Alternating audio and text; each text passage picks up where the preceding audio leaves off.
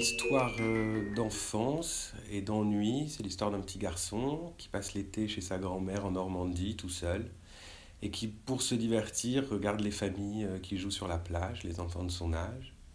Et un jour, il se lie d'amitié avec un petit garçon et ce petit garçon va lui ouvrir les portes des familles, des vraies familles comme il appelle. Mais son bonheur va vite être troublé par l'arrivée de sa tante, une femme schizophrène qui l'effraie énormément et qui va le confronter à ses démons et à la honte. Ce qui m'intéresse avec l'enfance, c'est que c'est un moment particulier où l'identité n'est pas encore fixée, où on ne sait pas très bien ce qui est à soi, ce qui est aux autres, ce qui tient de l'événement ou ce qui tient de la personnalité.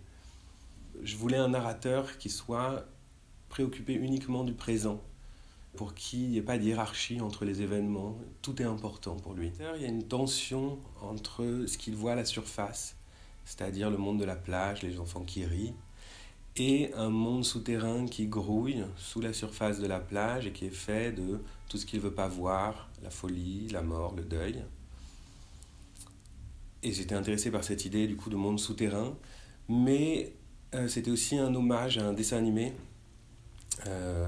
de Nina Volmark, la créatrice de Ulysse 31, qui s'appelle Les Mondes Engloutis, et dans lequel les anciens rejettent leur passé, ils ont même rendu les musées tabous, et des enfants partent à la recherche de leur histoire, de l'histoire de leur peuple.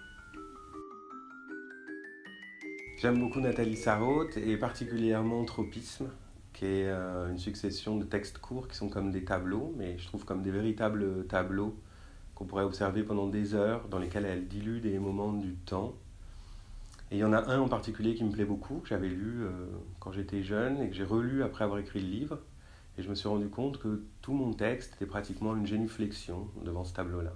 Alors j'ai pas pensé à Famille je vouais pendant que j'écrivais, mais au contraire même, parce que c'était plus une déclaration d'amour à certains membres de ma famille. Mais c'est vrai que j'ai découvert Gide en même temps que j'ai découvert Sarraute, quand j'avais 17 ans pour le bac français. C'était pas les nourritures terrestres, mais c'était les faux monnayeurs qui s'ouvrent sur un personnage qui est très soulagé de découvrir qu'il n'est pas le fils de son père et qui quitte le domicile familial. Et je me souviens m'être dit, ah mais ça sert à ça l'enfance, à devenir écrivain. Et c'était un très bon sentiment. Pendant longtemps, j'avais l'idée d'écrire un livre, mais c'était quelque chose qui flottait devant moi comme un point dans le futur. Et puis maintenant que c'est fait, je me retrouve avec un objet qui est comme une partie de moi, mais qui n'a pas besoin de moi pour s'exprimer. Et c'est à la fois effrayant et très excitant. C'est pas un roman autobiographique, mais j'avais une tante schizophrène qu'on a laissée être folle, qu'on m'a fait haïr. Et je voulais écrire ce roman à sa mémoire. Alors ce qui me ferait plaisir, c'est que les lecteurs aient beaucoup de tendresse pour elle.